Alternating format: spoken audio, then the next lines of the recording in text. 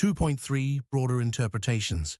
While classical and modern definitions often centered on the state, government, and formal institutions, contemporary scholarship recognizes politics as a pervasive and multidimensional phenomenon. Politics does not stop at the gates of parliament or the borders of the nation-state. It permeates workplaces, families, identities, and cultural practices. Indeed, one of the most important intellectual shifts of the late 20th and early 21st centuries has been the recognition that politics extends into areas once thought of as private or apolitical. This expansion reflects both empirical realities such as the globalization of economies and cultures and normative insights, particularly from critical theories that highlight the ways in which power circulates through everyday life. Identity politics. In recent decades, politics has increasingly centered on struggles over identity: race, gender, sexuality, ethnicity, religion, and nationality. Identity politics refers to mobilizations rooted in the assertion of marginalized identities, responding to the failure of traditional frameworks to address systemic inequalities. Movements such as the U.S. civil rights struggle, feminism, indigenous rights campaigns, LGBTQ liberation, Black Lives Matter, and Me Too have redefined what counts as political, linking law and policy to recognition, dignity, and belonging. Theorists like Charles Taylor and Axel Honneth argue that recognition is a basic human need, making its denial a form of oppression. Identity politics also challenges dominant narratives, whether through removing colonial statues or decolonizing curricula, and disrupts the liberal divide between public and private by declaring the personal is political. While criticized for risks of fragmentation or essentialism, it has expanded politics to include questions of culture, identity, and justice. Corporate and workplace politics. Politics also unfolds in workplaces and organizations, often referred to as organizational or corporate politics.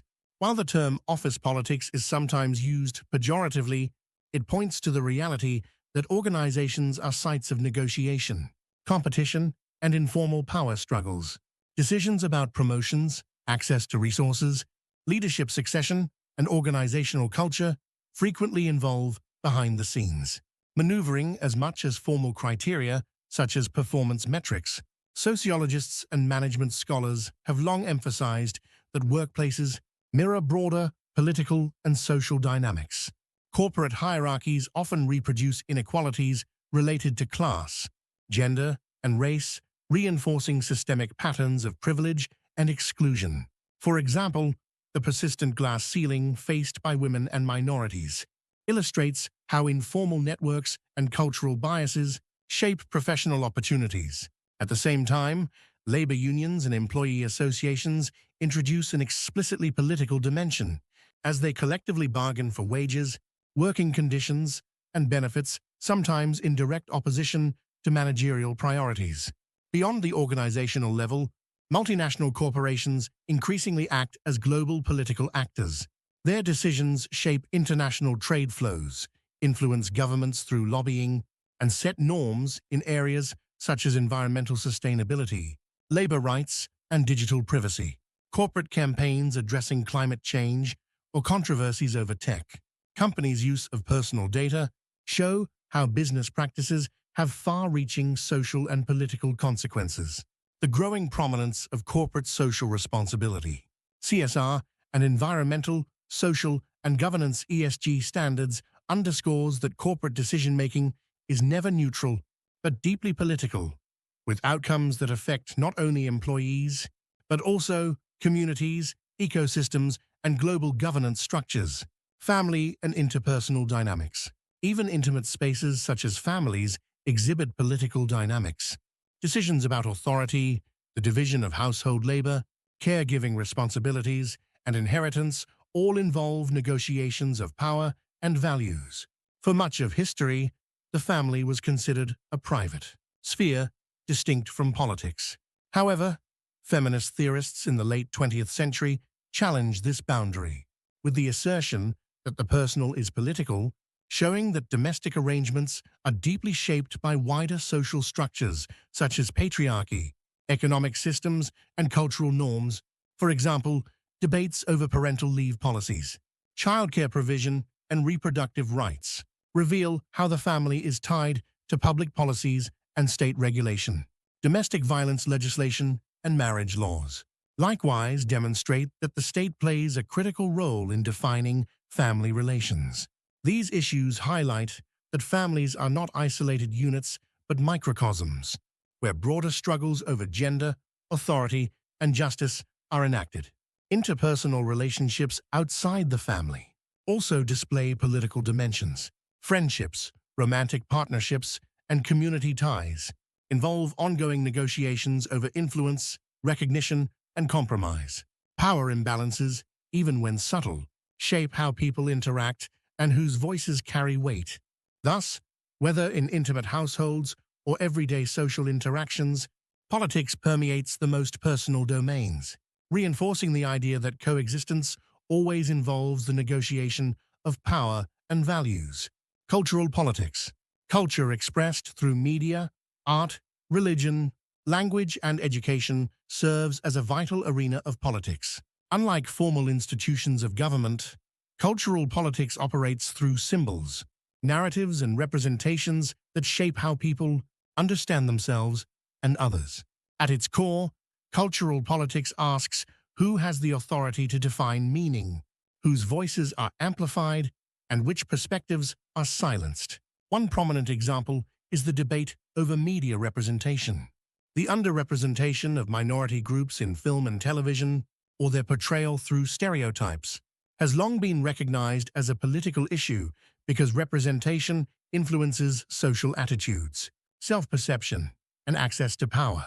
Campaigns such as Oscars So White highlight how cultural institutions both reflect and reinforce structural inequalities.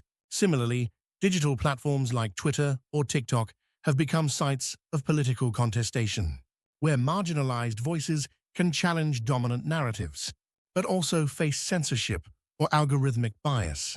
Language politics provides another vivid illustration.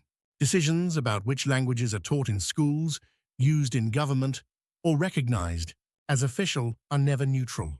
Struggles over bilingual education in the United States, the preservation of indigenous languages in Canada or Australia, or the dominance of English as a global lingua franca reveal how language both empowers and excludes. Language policies can affirm identity and belonging, or, conversely, marginalize entire communities.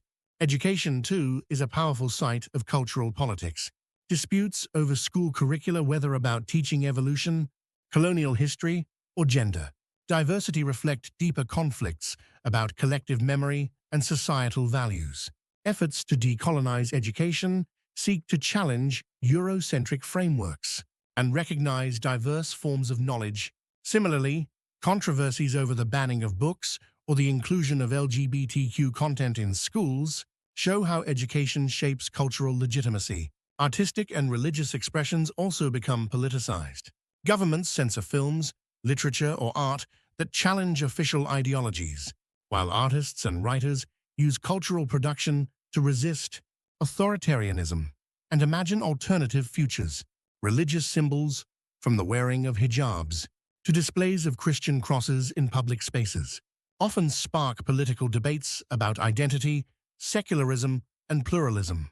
Cultural politics underscores that what people read, watch, speak, and believe is never merely personal or aesthetic. It is profoundly political. Control over cultural narratives translates into power, shaping public opinion, legitimizing authority, and influencing social change. Thus, culture is not peripheral but central to politics, operating as a battleground where struggles over identity, recognition, and justice are fought. Conclusion: the definitions of politics span a wide spectrum, from classical ideals of justice and virtue to modern analyses of power, authority, and distribution, and finally, to broader interpretations that emphasize identity, culture, and everyday life. This multiplicity reflects the complexity of politics itself. It is simultaneously normative and empirical, local and global, formal and informal. Understanding politics requires integrating these perspectives, rather than choosing one over the other. Aristotle reminds us that politics aims at human flourishing. Plato underscores the need for wisdom, and justice.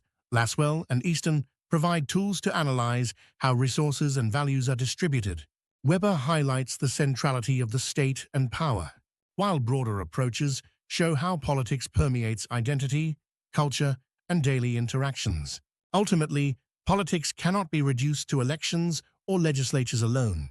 It is the fabric of human coexistence, shaping how we live together, how we negotiate differences, and how we pursue justice and the good life.